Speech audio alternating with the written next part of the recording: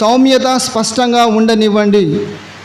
మీ సహనము కానీ ఎలా ఉండాలి? స్పష్టంగా ఉండనివ్వండి. ఆ విధంగా 6వ వచనం దేని గురించి మాట్లాడుతుందంటే, దేని గురించి మీరు చింతించకండి అని చెప్పి రాయబడేది. దేని గురించి మీరు చింతపడకుడి.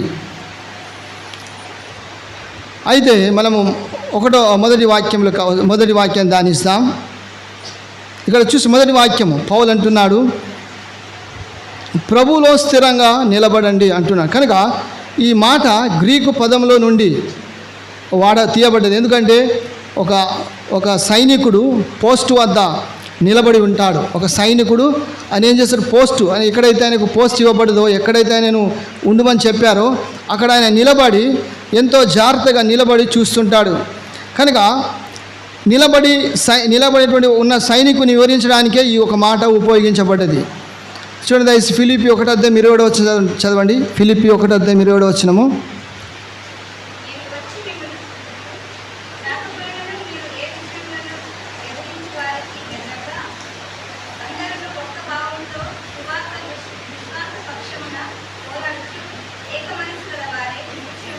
ఏక మనసు గల వారే నిలిచి ఉన్నారని,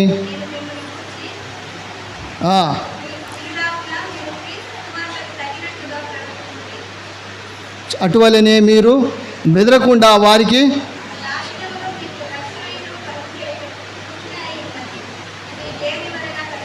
చాలండి. ఇక్కడ చూసినట్లయితే ఇక్కడ మనం ఏం చూసామంటే, ప్రభువులో మనం ఎలా ఉండాలంటే స్థిరంగా ఉండాలి. ఒక విశ్వాసి దేవునిలో స్థిరంగా ఉండాలి, నిలకడగా స్థిరంగా ఉండాలి. చంచలమైనటువంటి మనసు కలిగి ఉండకూడదు. మనము స్థిరంగా ఉండడం అంటే కదల్చబడకుండా దేవునిలో బలంగా మనము నాటబడిన వారమే ఉండాలి. అందుకే మరి తర్వాత పౌలు అంటున్నాడు, కిరీటం గురించి మాట్లాడుతున్నాడు. అక్కడ అంటున్నాడు ఆ మాట చూడండి. ఇక్కడ ఆయన కిరీటం గురించి అనువాదించబడిన మాట, ఆ మాట చూస్తాము. అది ఎప్పుడంటే విజేతకు యొక్క పుష్పగుచ్చం, లేదా రేసులో, లేకుంటే ఒక రేసులో, ఒక పరుగు పందెంలో తుదిముట్టించిన తర్వాత ఎవరైతే విజేత పొందుకుంటారో వారికి ఇవ్వబడే ఆ యొక్క కిరీటము, తలపై ఉంచే ఆ పుష్పగుచ్చం. కనుక దాని గురించి ఆయన ఉద్దేశించి మొదటి రోజు నుండే పౌలు ఇక్కడ మొదటి రోజు నుండే ఇప్పటి వరకు సువార్త విషయంలో ఆయన భాగ్యస్వామ్యం కారణంగా ఆయన ఫిలిప్పీని బట్టి గర్విస్తున్నాడు. ఫిలిప్పీని బట్టి ఆయన ఎంతోగానో ఆనందంగా ఉన్నాడు. ఎందుకు చూడండి, సమాజ ఏమంటున్నాడు? ఇదిగో నా కిరీటమై ఉన్న నా ప్రియులారా, ఇట్లు ప్రభువునందు స్థిరులై ఉండుడి. కనుక అంటున్నాడు, నా సహోదరులారా, నా ఆనందము, నా కిరీటమై ఉన్న నా ప్రియులారా. పౌలు ఫిలిప్పీని ఉద్దేశించి మాట రాస్తున్నాడు. ఏమంటే, మీరు నా ఆనందము, నా కిరీటం. ఎందుకంటే నేను మిమ్మల్ని సంపాదించాను, నేను మిమ్మల్ని పొందుకున్నాను. ఎక్కడ? సేవలో. మనము దేవుని రాజ్యానికి వెళ్ళినప్పుడు దేవుడు మనల్ని అడిగే ప్రశ్న ఏంటంటే, మనం ఎన్ని ఆత్మలు దేవుని యొద్దకు నడిపించాం? ఒక ఆత్మ దేవుని యొద్దకు నడిపించినప్పుడు మనం ఎంతో గర్వించాలి. ఈ లోకంలో చూస్తాం కదా, ప్రజలు వారు ఆస్తులు సంపాదించినప్పుడు, లేకపోతే ఎలక్షన్లో గెలిచినప్పుడు, లేకపోతే ఏదో సాధించినప్పుడు ఎంతో ఉప్పొంగిపోతారు. ప్రపంచంలో ఎన్నో రకాల బహుమానాలు ఉన్నాయి. నోబెల్ పురస్కారం ఇస్తారు. ఆ తర్వాత రకరకాల గొప్ప ఒక గుర్తింపుతో కూడినటువంటి బహుమానాలు, అవార్డ్స్ ఇవ్వబడతాయి. కానీ మనము దేవుని రాజ్యంలోకి వెళ్ళినప్పుడు దేవుడు మనం చూసి మనం ఏం చేయాలంటే గర్వించాలి. ఎందుకంటే మనం ఒక ఆత్మను దేవుని యొక్క నిలబెట్టే వారంగా. చూడండి, కొలొస్సీలు రాసిన పత్రిక 1వ అధ్యాయం తీయండి అందరూ. 28-29 వచ్చిన చదవండి అందరూ తీయాలి బైబిల్. కొలొస్సీ 1:28-29 చేర్చి నిలబెట్టవలనని బుద్ధి చెప్పుచు బోధించుచు ప్రకటించున్నాము.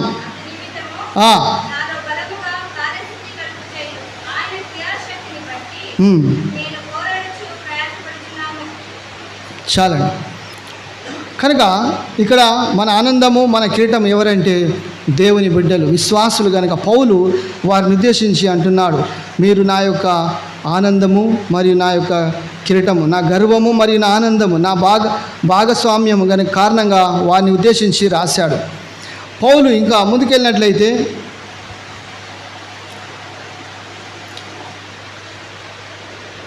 అదేవిధంగా మనము 1 కొరింథీయులు 9:2 చదువుదాం. దయచేసి 1 కొరింథీయులు 9:2 చదవండి.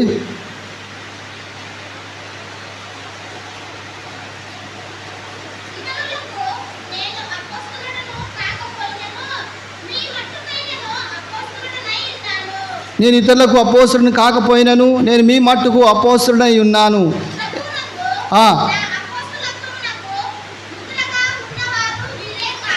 ముద్రగా ఉన్నవారు వీరే కారా?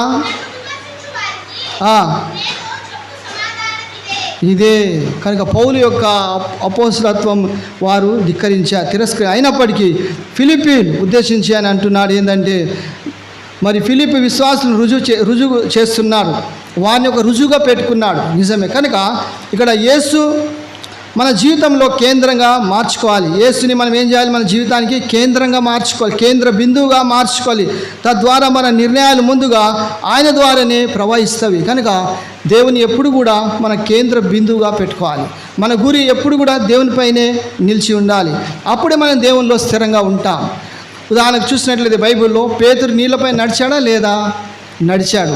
ఎన్ని అడుగులు నడిచాడో మనకు తెలియదు, బైబిల్లో రాయబడలేదు. 3 అడుగుల, 4 అడుగుల, 5 అడుగుల, 10 అడుగుల తెలియదు. కానీ నడిచినట్లుగా బైబిల్లో స్పష్టంగా రాయబడింది. ఎంతవరకు ఆయన గురి యేసుక్రీస్తుపై పెట్టి ఉన్నాడో అంతవరకు నడిచాడు, అడుగులు వేసాడు. ఎప్పుడైతే తన గురిని యేసుక్రీస్తు నుండి మలుచుకున్నాడో ఆ చుట్టుపక్కల ప్రాంతాలు చూసినప్పుడు మునగడం ప్రారంభించాడు. అదేవిధంగా మన విశ్వాస జీవితంలో కూడా మన యొక్క గురి దేవునికి, మన యొక్క కేంద్ర బిందుగా క్రీస్తుని పెట్టుకొని మన గురి అనేపై నిలిపి మనం ముందు సాగాలి. కనుక క్రీస్తుపై విశ్వాసం ఉంచేవారి ఈ ప్రపంచం వారిని స్నేహపూర్వకంగా ఉండరు, అనగా ఈ ప్రపంచము వారిని స్నేహపూర్వకంగా చూడదు. ఎందుకంటే మన క్రీస్తు సంబంధులము.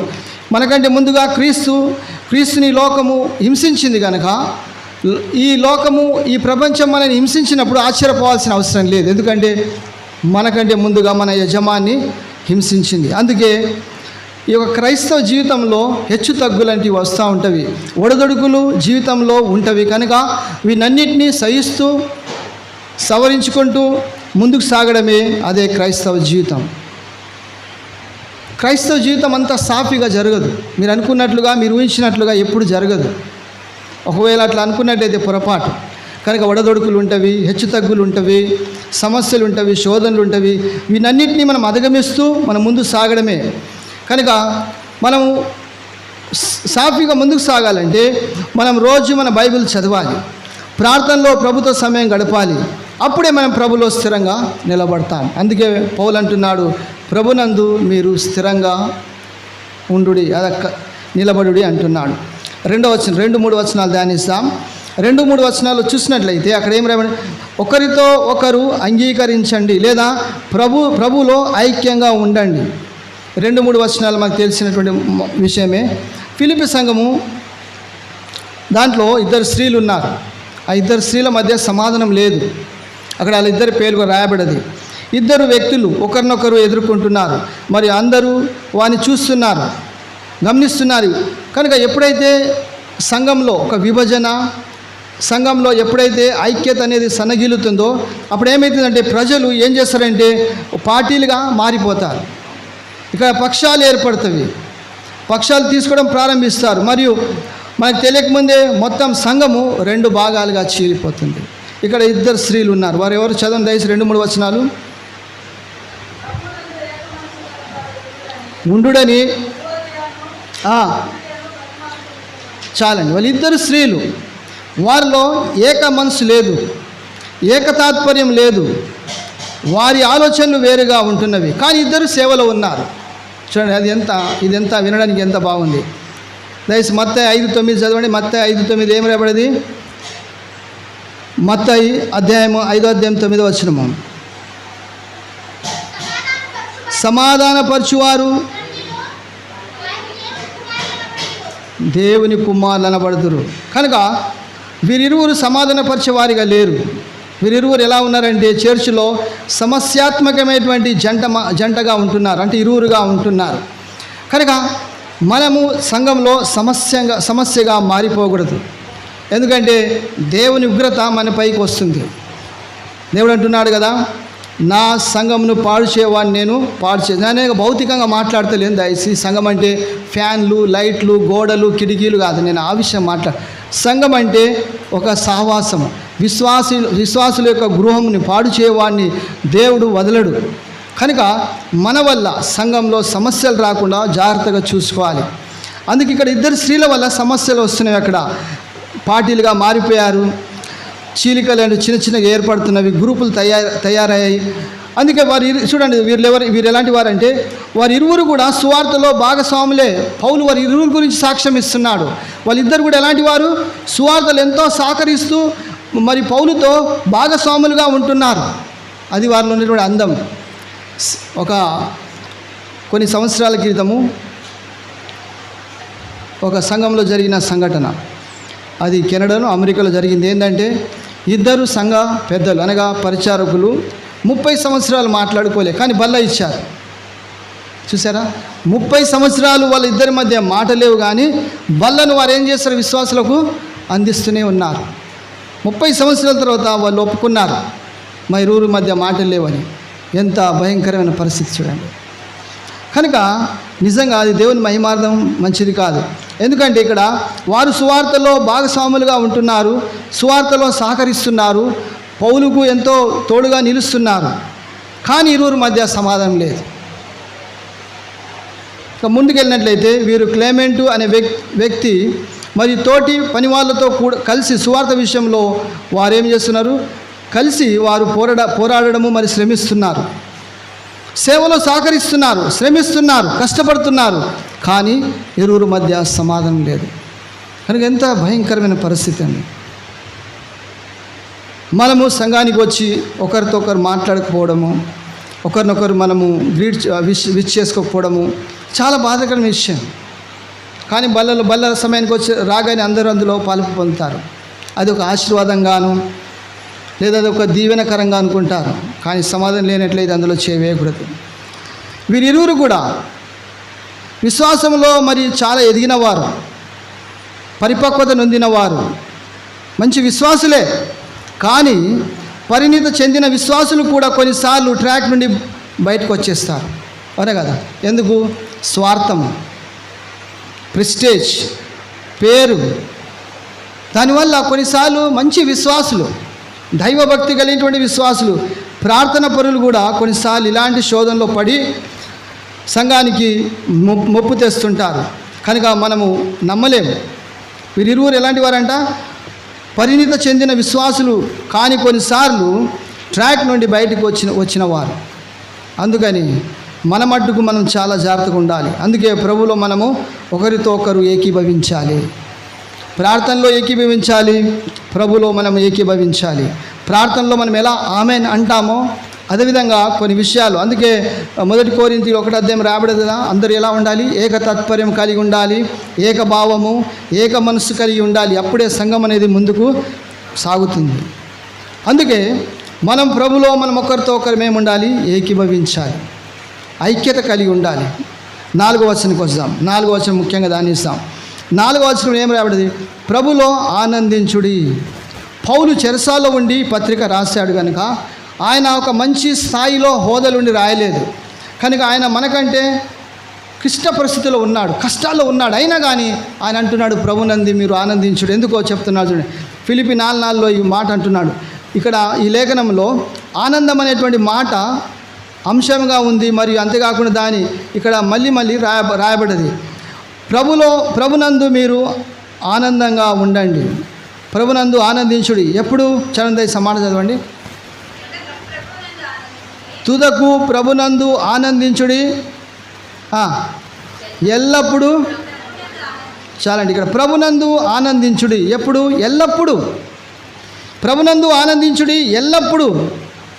ఎల్లప్పుడు అంటే ఏం జరిగినా, ఎలాంటి పరిస్థితుల్లో ఉన్నా సంతోషించాలి మనం. నిజమేనా?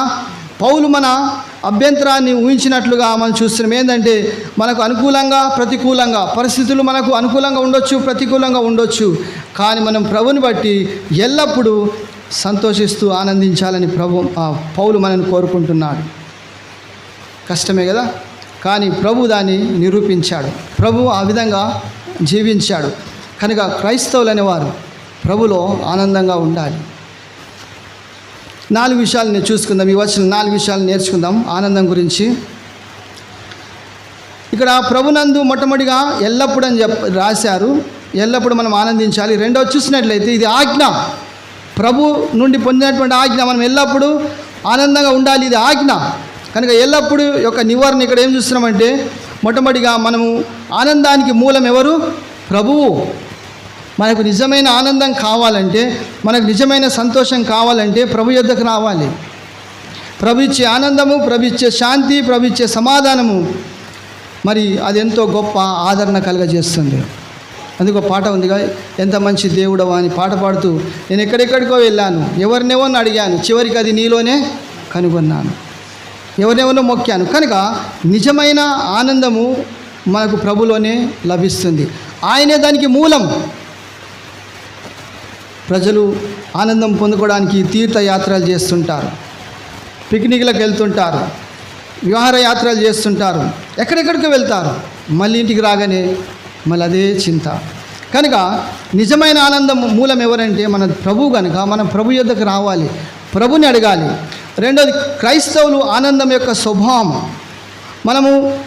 మనం ఏ విధంగానైతే మన ముఖాల పైన మన జీవితాల్లో ఆనందం అనేది వ్యక్తపరచాలి. అంటే మీరు వచ్చేసరి మేము కష్టాల్లో ఉన్నా కానీ ఆనందించాలన్నా, అది కాదు. దాని గురించి చెప్తాను. ఇక్కడ పరిస్థితులపై ఆధారపడాల్సిన అవసరం లేదు, కానీ క్రీస్తు సంబంధంలో మనం పాతుకపోవాలి. పరిస్థితులపై ఆధారపడకూడదు. అందుకే ఇక్కడ చూస్తున్నాం ఏంటంటే, మొట్టమొదటి విషయం ఏంటంటే, మనము ఆనందిస్తున్నటువంటి వ్యక్తి కానీ విషయం కానీ గమనించాలి. ప్రభునందు మనం సంతోషించుట ఇది ఆజ్ఞ, ఇది ఆప్షన్ కాదు. కనుక మనం దేవుణ్ణి ఒక యజమానిగా పెట్టుకొని ఆయన్ని బట్టి మనం ఆనందించాలి. కనుక ఇది ఒక ఆదేశం మనకు దేవుని చేత పొందుకున్నాం. కనుక మన పరిస్థితులు కాకుండా ప్రభులో సంతోషించాలి. మన పరిస్థితులు భయంకరంగా ఉండవచ్చు, లేదా మన పరిస్థితులు చాలా గొప్పగా ఉండవచ్చు. ఇవన్నీ కూడా పట్టించుకోకూడదు. ఎందుకంటే మనము ఇలాంటి పట్టించుకోకూడదు. ఎందుకంటే మన ఆనందము వాటితో సంబంధం లేదు. మనము మన పరిస్థితుల పైన మనం ఆధారపడకూడదు. ఈరోజు బాగానే ఉండవచ్చు, రేపు ఉండకపోవచ్చు, అది కాదు. పరిస్థితులు మారవచ్చు. కనుక పరిస్థితులు మారవచ్చు, కానీ ప్రభు ఎన్నటికీ మారడు. చూడండి, హెబ్రీయులు 13:8 చక్కటి మాట రాయబడ్డది. నిన్న నేడు చదవండి దయచేసి. హెబ్రీయులు 13:8.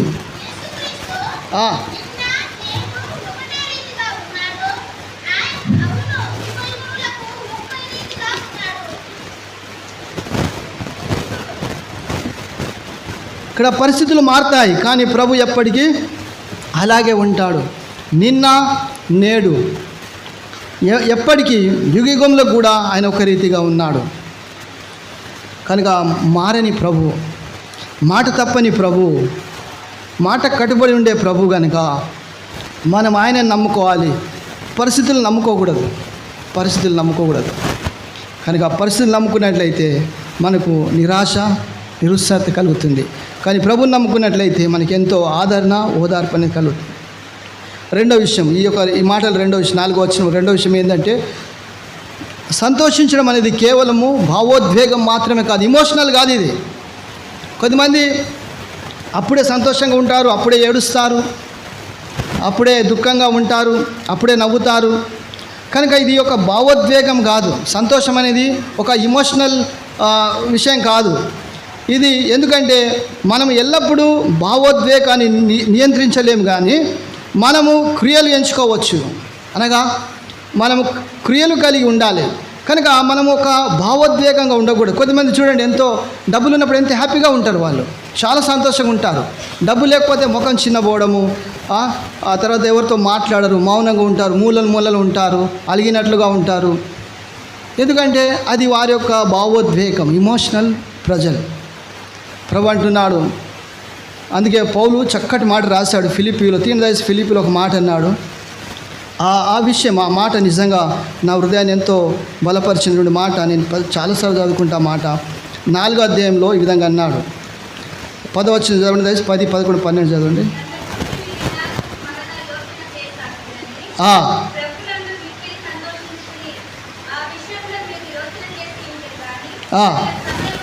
దొరకకపోయాను, నాకు కొదవ కలిగినందున నేను ఇలాగూ చెప్పుట లేదు, కానీ ఏ స్థితిలో ఉన్నను సంతృప్తి కలిగి నేర్చుకొని ఉన్నాను. దీన స్థితిలో ఉండ నెరుగుదును, సంపన్న స్థితిలో నుండ నెరుగుదును. ప్రతి విషయంలోను అన్ని కార్యంలోను కడుపు నిండి ఉండుటకును, ఆకలికొని ఉండుటకును, సమృద్ధి కలిగి ఉండుటకును, లేమిలో ఉండుటకును నేర్చుకొని ఉన్నాను. సేవ జీవితంలో పౌలు నేర్చుకున్నటువంటి విషయాలు మనతో పంచుకుంటున్నాడు. నేను అన్ని పరిస్థితులలో ఉండగలుగుతా నేర్చుకున్నాను.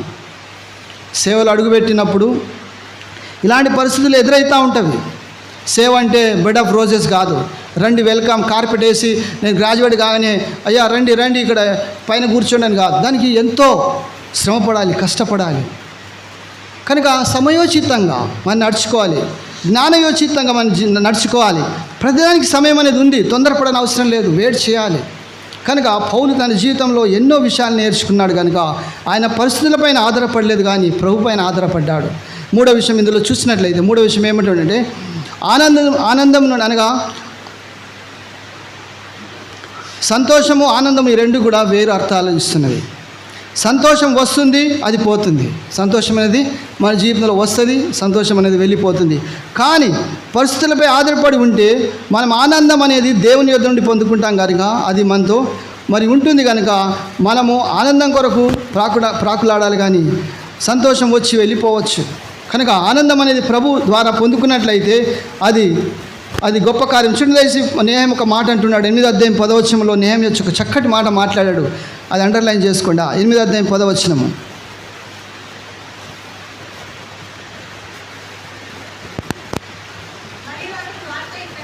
ఇట్లా నేను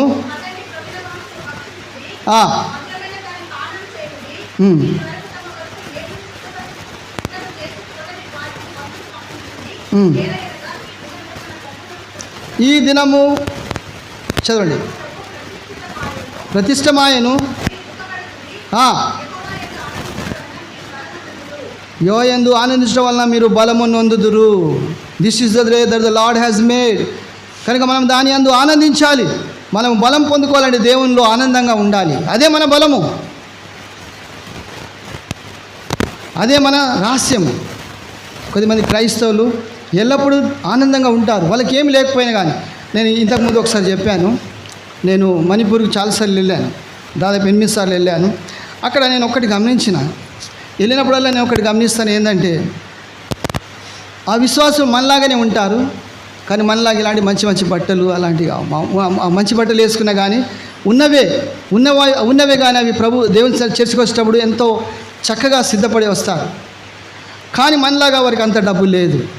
మనలాగా అలాంటి బ్యాంకులు, ఏటీఎంలు ఎక్కువ లేవు. అక్కడ ఒక్కొక్కటి అక్కడొకటి ఇక్కడొకటి ఉంటుంది.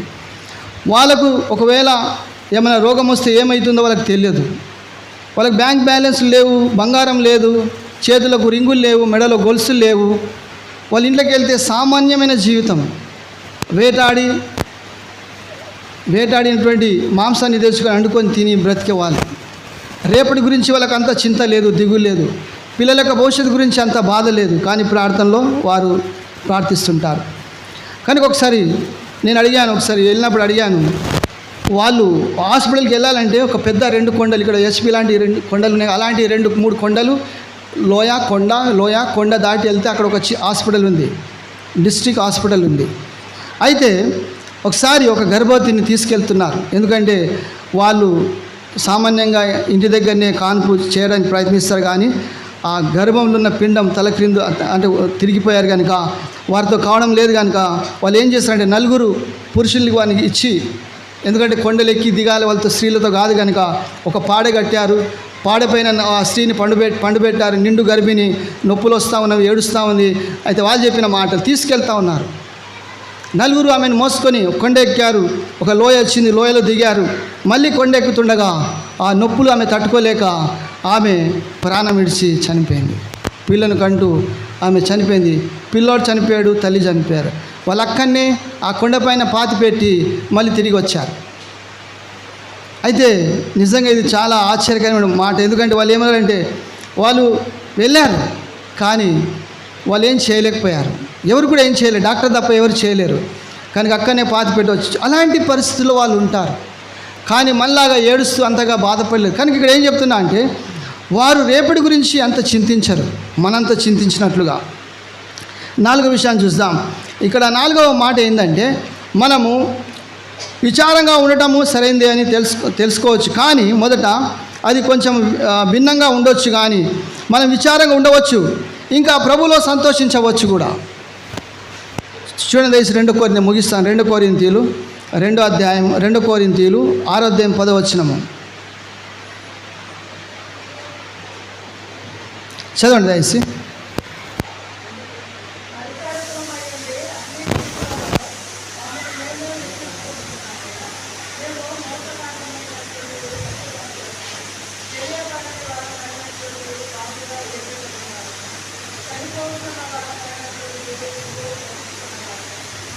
చాలండి. ఇక్కడ కొరింథీయులో పౌలు దుఃఖపడుచున్నటువంటి ఎల్లప్పుడూ ఎల్లప్పుడూ సంతోషించున్నాడు. కనుక ఆ మాటను మనం చూస్తున్నాం. ఏంటంటే విచారంగా ఉండడం పాపం ఏం కాదు. కొద్దిమంది విచారంగా ఉంటారు, దిగులుగా ఉంటారు. పాపమేమి కాదు. కానీ పాపం మరియు మరణం నుండి విషాదం గురించి బాధపడటం సరైనది కాదు. ఎందుకంటే మనము ఇప్పటికీ మనం గమనించినట్లయితే సమస్యలు వస్తాయి, కష్టాలు వస్తాయి. కానీ దాన్ని మనము అధిగమించాలంటే దేవుని యొక్క సహాయాన్ని కోరుకోవాలి. అందుకే మనం దేవునిపై ఆధారపడి జీవించడం నేర్చుకోవాలి. కనుక మనం 4వ మాట దగ్గర ఆగిపోయాం. ఇక్కడ 4వ వచనము. మళ్ళీ ఎప్పుడైనా అవకాశం ఉంటే 5, 6, 7 వచనాలు ధ్యానిస్తాం. అందుకని మనం చూసాం ఏంటంటే ఇది ఒక రహస్యం. దేవునిలో ఆనందంగా ఉండడం అనేది ఒక రహస్యం. కనుక అది ఎవరికి తెలుసు అంటే దేవుని బిడ్డలకే తెలుసు. వారు ప్రభుని బట్టి ఆనందం. కొద్దిమంది చూడండి, వారికి ఏముండవు కానీ ఎంత హ్యాపీగా ఉంటారు. అలా రహస్యం ఏంటంటే దేవునిలో వారు ఉన్నారు కనుక అదే వారి బలము, అదే వారి ఆనందము. కనుక మనకు అన్నీ ఉన్నా కానీ చింతిస్తూ దిగులు పడుతుంటాం. ప్రభు ఏమన్నాడు? ఏమి తిందుమో, ఏమి త్రాగుదుమో, ఏమి ధరించుకుందుమో అని మీరు చింతించకుడి. మొదట నా నీతిని, రాజ్యముని వేదుకుడి, అటు తర్వాత మీకు అన్నీ అనుగ్రహింపబడును. మనం ఎంతో చింతిస్తాం. ఒక వ్యక్తి విధంగా అన్నాడు, చింత మనని మానసికంగా చంపివేస్తుంది. చిత అనేది మనని భౌతికంగా, శారీరకంగా కాల్చివేస్తుంది. చింత మనని మానసికంగా కాల్చివేస్తుంది. కొద్దిమంది చింతించి లేనిపోని రోగాలు తెచ్చుకున్న వారు ఉన్నారు. బీపీలు, షుగర్లు తెచ్చుకున్నారు. కొద్దిమంది మరి చింతించకుండా ఎంతో ఆరోగ్యంగా ఉన్నారు. అందుకే మన పరిధి మనం తెలుసుకోవాలి. అందుకే అంటున్నాడు, పౌలు అన్నాడు కదా, నేను ఎలాంటి పరిస్థితుల్లో నెరుగుతున్నాను, సంపన్న స్థితిలోనైనాను, లేమిలోనైనాను. కనుక మనం కూడా దేవుని అడగాలి, దేవా నాకు ఏదైతే మీరు ఇచ్చారో అందులో నేను సంతృప్తిగా ఉండటా నాకు నేర్పించము అని మనం దేవునితో ప్రార్థించాలి. కొద్దిమందికి ఎంత ఉన్నా కానీ తక్కువనే. ఒకవేళ మనం అంబానీ దగ్గరికి వెళ్ళి అడిగినట్లయితే, అంబానీ నువ్వు హ్యాపీగా ఉన్నావా, నువ్వు బాగా సంపాదించావు కదంటే ఆయన ఏమంటే నేను లేను, ప్రపంచంలో నంబర్ 1 ధనవంతుడిని కావాలనుకుంటాడు. అయినా సంతృప్తి లేదు. వాళ్ళ కళ్ళతో అన్ని కోట్లు డబ్బులు చూడలేదు. బ్యాంకులనే ఉన్నవి అంతే. వాళ్ళ గుట్టి పేపర్ మీద రిపోర్ట్స్ వస్తవి, కానీ వాటిని ముట్టినట్లుగా, తాకినట్లుగా, వాటిపై పడుకున్నట్లుగా, వాటిని మోసినట్లుగా అలాంటిది ఏమీ లేదు. కనుక అది కాదు నిజమైన ఆనందం. కనుక ఒక విశ్వాసిగా, ఒక దేవుని బిడ్డగా మనకు నిజమైన ఆనందం ఎక్కడ ఉంటుందంటే ప్రభులోనే ఉంటుంది. కనుక ఆయన మన మూలము, మన ఆధారం. కనుక మనం ఆయన యొద్దకు రావాలి, దేవుని అడగాలి. దేవుడు తప్పకుండా మనకు సాయం చేస్తాడు. ఎప్పుడు దిగులుగా ఉండకూడదు. ప్రభుని బట్టి మనం సంతోషిస్తాం. ప్రభుని బట్టి మనం ఆనందంగా మన ఆత్మీయ జీవితంలో ముందు సాగుదాం. దేవుడి కొద్ది మాటలు దీవించి ఆశ్రయించును గాక.